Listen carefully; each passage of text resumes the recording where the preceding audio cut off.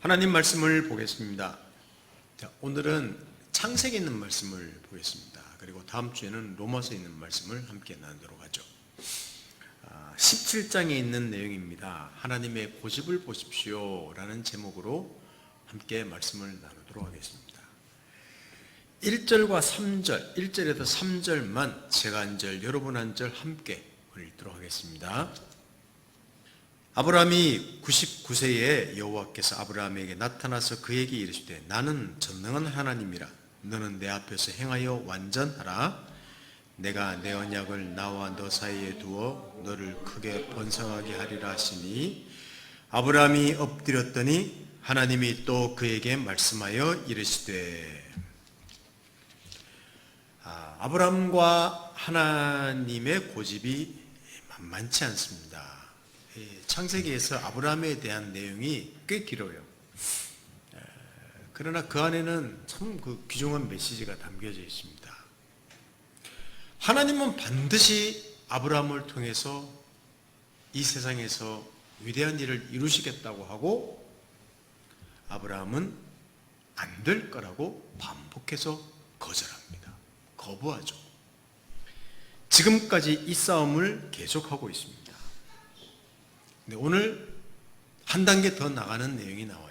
그 이름 바뀌는 내용이 나옵니다. 아브라함 이름이 이때까지는 아브람이었는데 아브라함이라는 이름으로 바뀝니다. 여종을 통해서 아들을 낳은 자식을 낳은 후 꽤 세월이 흘렀습니다. 하나님께서 많은 분들은 16년이라는 시간을 84세에 이스마엘을 낳고 99세에 낳지만 16년 정도 14년 정도 하나님이 침묵하셨다 그러는데 사실 하나님이 아브라함의 모든 생애가 다 기록되지는 않지 않습니까? 저는 또 그렇게 보지는 않습니다. 하나님이 그 이후에 나타난 것으로 저는 그냥 생각합니다. 나타나셔서 오늘 아까 말씀하신 우리 읽은 내용처럼 나는 전능한 하나님이다. 너는 내가 반드시 너에게 복을 주어서 네가 번성하게 될 것이다. 이런 내용을 다시 한 번 더 하나님이 약속을 좀 반복하시는 내용이 오늘 17장의 내용입니다. 자기 의지를 밝힌 것이죠. 아브라함이 바짝 엎드립니다. 하나님이 누구신지 조금 더 알아가고 있는 모습입니다. 하나님 말씀하십시오 이 정도가 아니라 바짝 엎드린 것이죠. 캥기는 게 있는지. 여기 보면 나는 전능한 하나님이라는 말씀을 하십니다. 이거는 하나님 자신이 누군지 어떤 하나님인지를 드러내는 말이기도 하고 한편으로는 아브라함을 향한 책망으로도 보입니다. 왜냐하면 이런 말이죠. 야 아브라함아, 나는 전능한 하나님이야. 네가 나이 들어가고 네 아내도 나이가 들어가면서 아이를 못 낳는다고 생각하지? 또 초조하지? 근데 지금까지 내가 너를 향해서 어떻게 일했는지 주변의 수많은 사건들을 통해서 너 보지 않았느냐? 목격하지 않았느냐? 네가 고향을 떠나 지금까지 내가 함께 하면서 본 수많은 일들 너 알고 있니? 여러분, 한편으로는 책망입니다. 아브라함을 향 나는 전능한 하나님이라. 너 이 전능한 하나님을 못 믿어? 쪽팔리네. 이렇게 하나님이 말씀하시는 것처럼 보입니다. 그러면서 이름을 바꾸라고 하시죠. 4절부터 8절을 한번 봅니다. 자, 창세기 17장 4절에서 8절을 봅니다. 제가 한 절, 여러분 한 절 읽겠습니다. 보라, 내 언약이 너와 함께 있으니 너는 여러 민족의 아버지가 될지라. 이제 후로는 내 이름을 아브라함이라 하지 아니하고 아브라함이라 하리니 이는 내가 너를 여러 민족의 아버지가 되게 함이라. 내가 너로 심히 번성하게 하리니 내가 네게서 민족들이 나게 하며 왕들이 네게로부터 나오리라. 내가 내 언약을 나와 너와 및 내 대대 후손 사이에 세워서 영원한 언약을 삼고 너와 내 후손의 하나님이 되리라. 함께 읽습니다. 내가 너와 내 후손에게 내가 거류하는 이 땅 곧 가나안 온 땅을 주어 영원한 기업이 되게 하고 나는 그들의 하나님이 되리라. 아멘. 여기 아브라함은 고귀한 아버지라는 말입니다. 아브라함이라는 말은 많은 무리의 아버지라는 말입니다.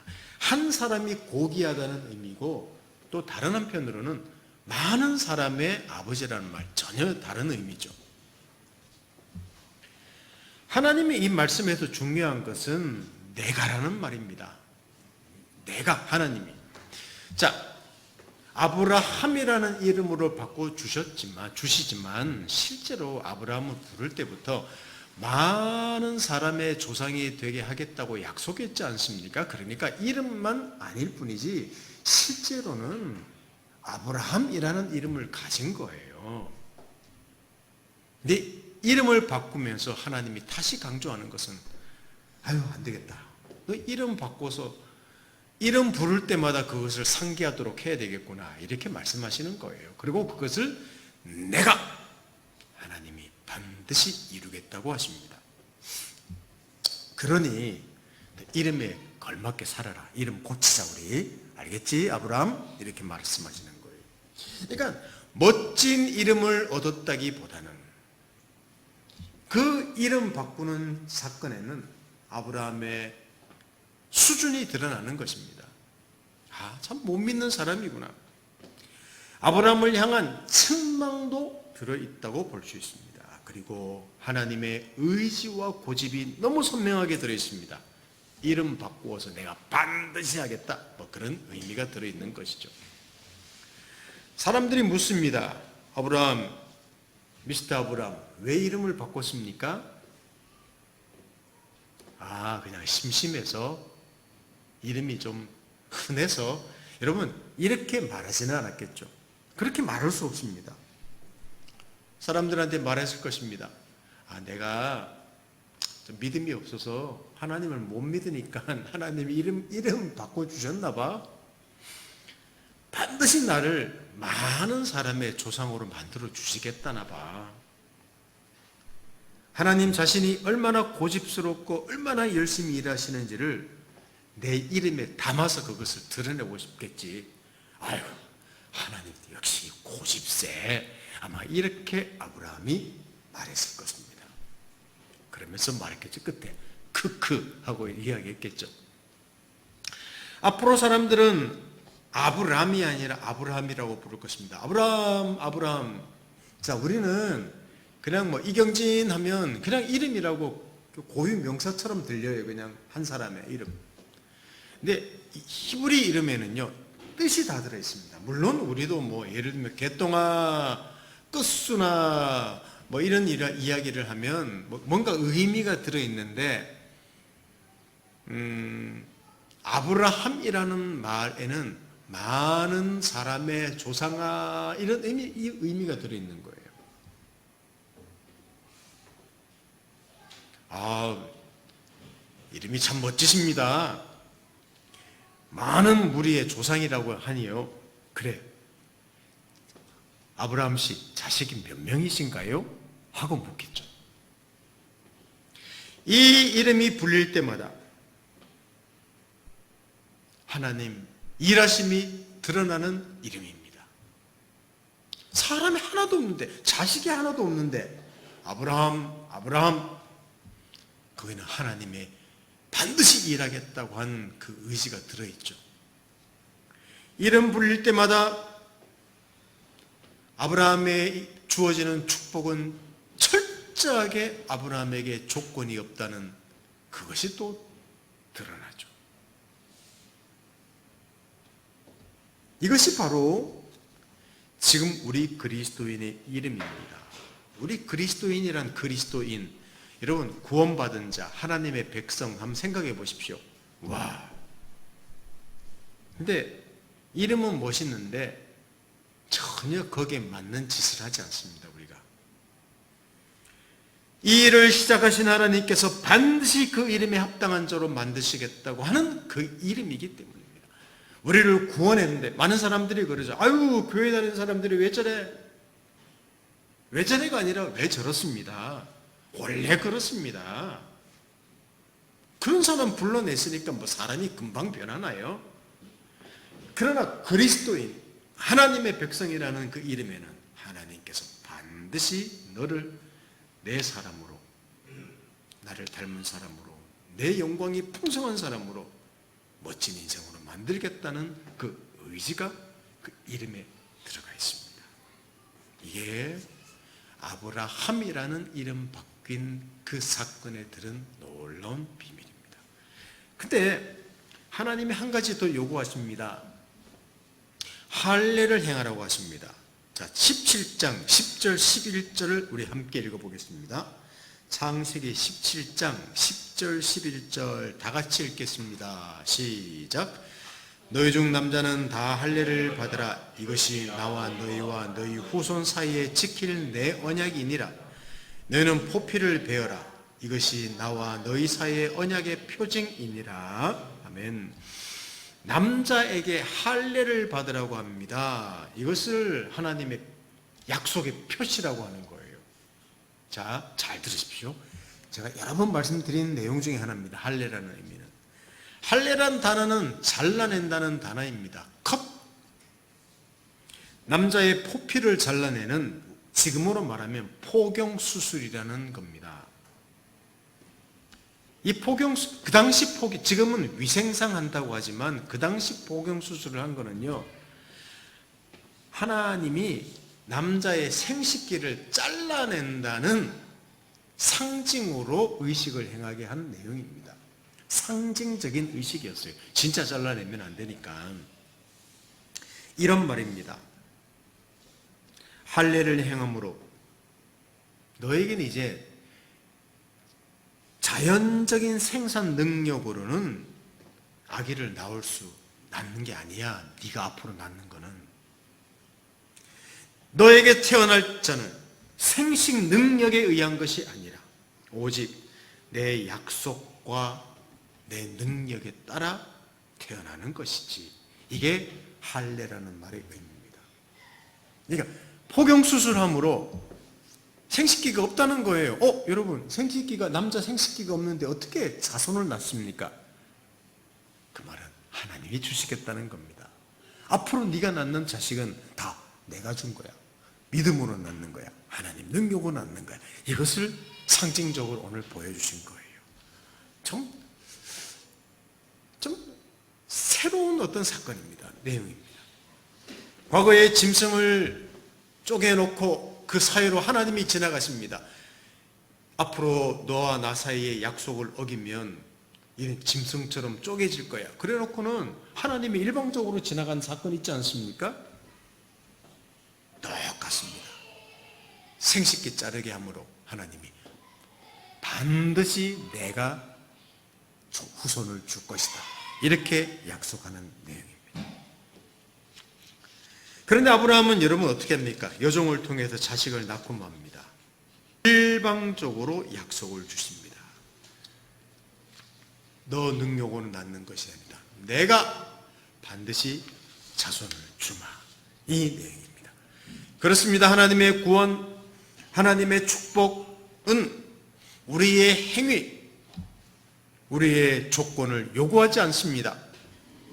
하나님의 능력과 그의 신실하심과 그의 열심으로 그의 은혜로 만드신다는 것을 아브라함을 통하여 그냥 반복해서 드러내고 계십니다. 여러분, 세례를 생각해 보십시오. 세례 받을 때 우리는 머리에 물을 찍는 정도입니다. 세례 받을 때. 근데 사실은 과거에 세례 받을 때는, 지금은 우리 세례 받을 때 내가 성부와 성자와 성령의 이름으로 세례를 준다 그러면 물을 찍어 바르는데, 이게 간소하게 하려고 한 것이죠. 실제로는요, 그렇게 한 게 아니라 옛날에는 물 속에다 몸을 확 담궜습니다. 그러니까 장례식을 치른 것이었습니다. 많은 분들이 생각하기를 기독교의 세례 의식을 정결 의식, 물로 깨끗하게 씻는 의식처럼 생각하는데 아닙니다. 물속에 자기를 장사 지내는 거예요. 나는 없다는 거예요.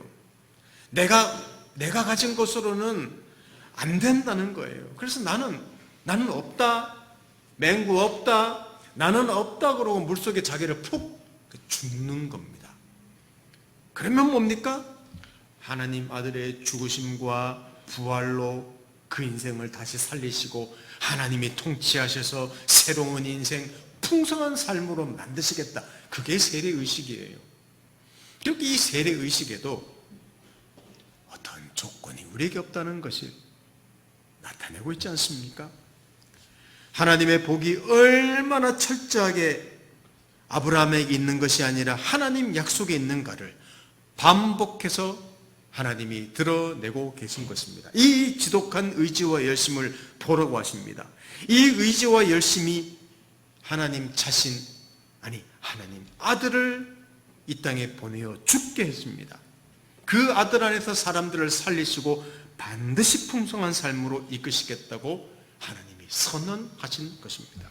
얼마 전 제가 우리 여러분도 같이 묵상하는 내용이지만 신명기 묵상하면서 이스라엘 백성이 가나안 땅에, 약속의 땅에 들어가기 전 요단강 동편에서 모세가 죽기 전에 하나님의 율법, 십계명을 다시 한번 반복해서 준 내용이 있었지 않습니까? 그것을 묵상한 내용입니다. 여러분, 십계명 내용을 들으면 어떤 생각이 듭니까? 나 외에 다른 신을 두지 말아라, 우상을 만들어 섬기지 말아라, 살인하지 말아라, 거짓말하지 말아라, 이웃의 것을 탐내지 말아라. 여러분, 이런 명령을 들으면 부담감이 확 드는 것은 사실입니다. 아유, 뭐 이렇게 할 게 많아, 기독교에는 뭐 이렇게 하라 하지 말라가 많아, 이런 생각을 할지도 모릅니다. 어떤 의무, 책임 같은 생각이 듭니다. 물론 의무, 책임이라는 의미가 들어있긴 합니다. 그날 묵상하면서 저는 그냥 바로 이런 생각이 들었습니다. 하나님이 그런 명령 속에서 저한테 말씀하신 것이죠. 얘야, 너는 하나님의 사람이야. 한번 사는 인생 한번 멋지게 살아라. 하나님과 관계, 사람과의 관계에서 하나님 사람다움을 드러내면서 너 멋진 인생 한번 살아보지 않을래? 그게 뭐냐면요, 하나님과의 관계, 사람과의 관계에 대한 약속이에요. 단순한 그 의무, 책임의 조항들이 아니라는 말이죠. 이게 네 인생이야. 너 나 닮은 인생이야. 그리고 사람들과의 관계에 있어서도 그런 멋짐을 드러내는 인생이야. 이걸 드러낸 거예요. 근데 생각해 보십시오. 그거 하기가 쉽지 않습니다. 근데 그 안에는 무엇이 들어간 줄 아십니까? 그래, 내가 반드시 그렇게 하도록 열심히 일하마, 이게 들어있습니다. 그 안에는. 저는 그것을 좀 묵상했습니다. 이런 인생을 살도록 너를 구원했고 내가 반드시 이루어야 말겠다, 이런 열심, 이런 의지가 여러분 성경에 가득 차 있습니다. 십계명을 보아도, 구약 성경을 보아도, 시작 성경을 보아도 가득 차 있습니다. 이것은 우리가 얼마나 자기 수준에서 벗어나지 못하는가를 말하고 있습니다. 성경에 이것이 반복해서 드러났다는 말은, 그리고 하나님께서 얼마나 열심히 일하고 계시는가도 드러나 있습니다. 이게 성경의 내용이에요. 사랑하는 성도 여러분, 만일 이것이 하나님의 말씀이라면 나 자신과 다른 사람을 향해서 우리 쉽게 판단하지는 마십시다. 아우, 나는 안 돼. 저 그런 표현, 저 자신한테 그런 말 생각 자주 하거든요. 아우, 나는 안 돼. 아우, 쟤는 안 돼. 여러분, 그럴 수가 없습니다. 왜냐? 하나님께서 고집, 의지, 열심히 드신 분이기 때문이죠. 하나 더 말씀드립니다. 제가 제목을 고집, 더 센 고집이라고 했는데, 아브라함만 이름 바꾼 것이 아니라 아내 사레의 이름도 바꿉니다. 사레라는 말은 공주라는 의미인데 사라라는 왕비라는 이름으로 바뀝니다. 그리고 아브라함에게 주신 똑같은 복을 말씀하십니다. 성경은 읽지 않겠습니다. 창세기 17장 한번 시간 날 때 읽어보십시오. 근데 아브라함의 반응을 보십시오. 17, 18절 함께 읽어봅니다. 우리 다 같이 창세기 17장 17, 18절을 함께 읽어봅니다. 시작. 아브라함이 엎드려 웃으며 마음속으로 이르되 100세 된 사람이 어찌 자식을 낳을까? 사라는 90세니 어찌 출산하리요? 하고 아브라함이 이에 하나님께 아뢰되 이스마엘이나 하나님 앞에 살기를 원하나이다. 그랬습니다. 여러분 한번 보십시오. 참 끈질깁니다. 그렇게 반복해서 하나님이 자기 일을 반드시 하겠다고 말씀하시면요, 눈물은 흘리지 않을지언정 그냥 대답이라도 한번 Yes sir 한번 하면 어디 덧납니까? 어디? 그렇지 않습니까? 대답이라도 화끈하게 하면 참 좋을 건데 그렇지 않습니다. 하나님, 저 100세입니다. 제 아내 90세입니다. 무슨 말도 안 되는 소리를 하십니까? 하나님, 오랫동안 그렇게 사시더니 뇌가 쪼그라들으시나요? 여러분, 아브라함이 지금 그렇게 이야기하는 거예요. 아브라함이 형편없는 것이 아니라 실은 우리 모습입니다. 근데 하나님 하나님도 웃깁니다. 고집 세죠. 자기 의지를 피력합니다. 19절 제가 읽어드립니다. 하나님이 이르되 아니라 네 아내 사라가 네게 아들을 낳으리니 너는 그 이름을 이삭이라 하라 하고 내가 그와 내 언약을 세우리니 그의 후손에서 영원한 언약이 되리라. 이름까지 말해줍니다. 반드시 자식을 낳을 것이다. 여러분, 싸움은 힘센 사람이 이긴다고 생각합니다. 맞습니다. 힘이 세면 이겨요. 근데 실제로 누가 이기는가 하면요, 더 고집 센, 더 끈질긴 사람이 이깁니다. 권투하는 거 보면요, 탁탁탁 쳐. 근데 넘어졌는데 또 일어나. 우리나라 권투 선수 중에 유명한 분 있지 않습니까? 홍수환 선수라고 옛날에 7.8기 그렇게 많이 케어패 당했는데 결국 일어나서 이겨. 이번에 아시안 게임 때 저 눈여겨보았던 선수가 있었습니다. 배드민턴 안세영 선수. 이야, 끈질기더라고요. 결국 물론 뭐 세계 1위였지만 또 금메달 땄지 않습니까? 그래, 이리 오른쪽 줘라, 오른쪽 받으마, 왼쪽 줘라, 다리 뻗어서 왼쪽 받으마. 여러분, 끈질긴 사람이 이깁니다. 제가 왜 말씀드리는가 하면, 하나님은 구원하시고 복을 주시겠다고 하고 아브라함을 통해서 이 세상에 위대한 일을 하시겠다고 하고, 아브라함은 못한다고 하고 이 싸움입니다. 누가 이겼습니까? 아브라함이 이긴 것처럼 보이지만 더 고집센 하나님이 이기는 거예요. 지금 그 내용이 17장 내용이에요. 오늘 제목이 하나님의 고집을 보십시오. 고집스러움을 보라고 제가 제목을 정했습니다. 아브라함도 만만치 않지만 하나님의 고집을 당할 수는 없습니다. 자, 성경에 기록된 하나님 고집을, 시작에 나온 고집을 볼까요? 자, 마지막 구절입니다. 로마서 8장 30절에서 32절을 우리 함께 읽어보도록 하겠습니다. 로마서 8장 30절에서 32절입니다. 시작. 또 미리 정하신 그들을 또한 부르시고 부르신 그들을 또한 의롭다 하시고 의롭다 하신 그들을 또한 영어롭게 하셨느니라. 그런즉 이 일에 대하여 우리가 무슨 말 하리요? 만일 하나님이 우리를 위하시면 누가 우리를 대적하리요? 자기 아들을 아끼지 아니하시고 우리 모든 사람을 위하여 내주신 이가 어찌 그 아들과 함께 모든 것을 우리에게 주시지 아니하겠느냐. 아멘. 미리 정하셨습니다. 미리 영화롭게 하셨습니다. 미리 영화롭게 한다는 말 말씀드렸죠. 반드시 영화롭게 한다는 말입니다. 시작부터, 부를 때부터. 하나님이 우리를 위하시니까 대적할 존재가 아무도 없다고 합니다. 아들까지 주셨습니다. 여러분, 가장 소중하고 가장 위대한 분을 주셨는데 못 줄 게 어디 있겠습니까? 이게 하나님의 의지고 하나님의 고집이고 하나님의 열심이에요. 왜 기독교를 자꾸 사람의 열심, 종교성, 수많은 일들로 갑니까? 물론 그것들이 포함됩니다. 왜 하나님을 찾아가는 말씀에 순종해야 되는 그 영웅들 이야기로 자꾸만 기독교를 생각하십니까? 하나님의 하나님 되심과 하나님이 그 하나님께서 우리를 찾아오심, 지독하게 무지하고 죽어있고 고집센 우리에게 먼저 찾아오시고 살리시고 그 열심과 사랑으로 빚어가시는 것이 기독교입니다. 이것이 기독교의 진수입니다.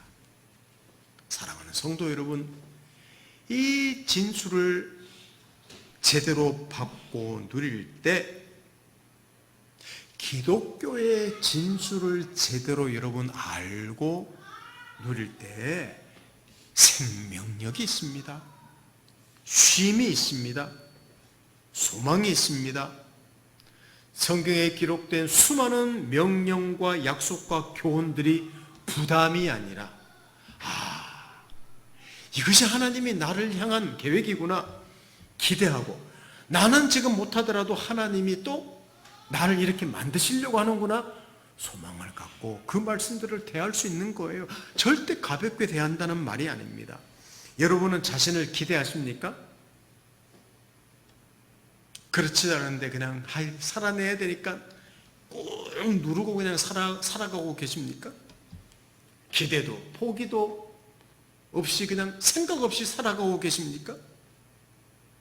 어떤 이들은 의지가 강해서 억척스럽게 살고 있습니다.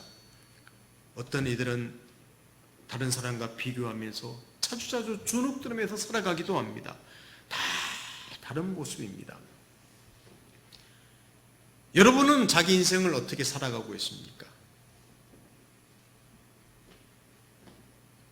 고집스럽게 살아가야 됩니다. 열심히 사십시오. 모질게 사십시오. 그러나 이거 한 가지는 분명히 하십시다. 우리는 무한의 고집, 무한의 열심, 무한의 사랑으로 일하시는 하나님의 일하심이 있는 사람이라는 것을 꼭 기억하고 살아가면 좋겠습니다. 물론 여러분 중에 열심히 있는 분이 있습니다. 여러분 중에 고집 센 분이 있습니다. 여러분 중에 억척스러운 분도 있습니다. 물론 아닌 분도 있겠죠. 그러나 그 모든 것들보다 그런 것들이 있든 없든 아랑곳하지 않고 상관없이 하나님께서, 그렇다고 일방적인 막무가내로 한다는 말은 아닙니다. 인격적으로 다루시는 분이니까 우리를 향해서 얼마나 열심히, 얼마나 지극하게 무한한 사랑으로 일하시는 그런 존재가 바로 우리라는 사실을 이해하면 좋겠습니다. 아브라함을 통해서 그것을 우리한테 보여주고 계십니다. 그래서 쉽게 포기할 수 없습니다. 우리 인생을 쉽게 판단할 수 없습니다. 아니, 다른 사람 인생도 쉽게 포기할 수 없고 판단할 수가 없습니다. 그래서 대충 살아갈 수 없는 존재입니다. 여러분, 대충 산다는 말은요, 그런 인생에 대한 의지와 고집이 없다는 말이에요. 그냥 설렁설렁 살아? 아니에요. 대충 살 수 없습니다. 왜? 하나님이 나를 향한 그 고집과 열심이 대충 사는 것이 아니기 때문에 우리가 어떻게 우리 인생을 대충 살아냅니까? 그럴 수 없는 인생이라는 말이에요. 그래서 이렇게 고백할 수밖에 없는 인생입니다. 그것을 꼭 기억하면 좋겠습니다. 자, 다 같이 데살로니가전서 5장 16절에서 18절을 한번 읽고 마치도록 하겠습니다. 이 말씀이 나라는 인생이 이런 존재구나, 이것을 생각나게 하는 구절이에요. 자, 데살로니가전서 5장 16절에서 18절을 마지막으로 한번 크게 읽겠습니다. 시작. 항상 기뻐하라, 쉬지 말고 기도하라, 범사에 감사하라. 이것이 그리스도 예수 안에서 너희를 향하신 하나님의 뜻이니라. 아멘. 항상 기뻐할 존재라는 말입니다. 감사할 존재라는 말입니다. 쉬지 말고 기도할 존재라는 말은 무엇이든지 나보다 더 열심히 일하시는 분이기 때문에 그분께 기도할 수 있다는 말이기도 합니다. 이것이 우리를 향한 하나님의 뜻입니다. 이게 우리라는 존재입니다. 우리 그리스도인이라는 존재입니다. 하나님 사람이라는 존재입니다. 그러므로 우리 아까도 말씀드렸다시피 쉽게 포기하지 마시고 쉽게 판단하지 마시고 대충 살지 마시고 우리에게 주어진 인생 2024년도 우리 목표를 정하고 그래 멋진 삶을 2024년도 살아내자. 우리 그런 마음으로 매일매일의 삶을 살면 좋겠습니다. 함께 기도하겠습니다. 하나님 아버지, 아브라함으로 바꾸고 그 이름을 바꾸는 사건 안에 담긴, 아니 또 할례를 행하는 사건 안에 담긴 하나님의 메시지를 보게 되었습니다. 얼마나 하나님이 일하시고 하나님의 고집스러움이 우리를 향한 그 의지와 열심이 드러나 있는지요. 감사합니다. 찬양합니다. 이것이 아브라함뿐만 아니라 수많은 하나님 사람들에게 있었고 지금 우리에게 있다는 사실을 안다면 항상 기뻐하고 쉬지 말고 기도하며 범사에 감사하는 우리 멋진 인생을 살아내도록 저희들을 축복해 주십시오. 나라는 한 인생이 얼마나 멋진 존재인가를, 위대한 존재인가를 생각하며 매일매일의 삶을 살도록 도와주시기를 원합니다. 2024년을 기대하고 그리고 우리 인생을 기대합니다. 예수님의 이름으로 기도드립니다. 아멘.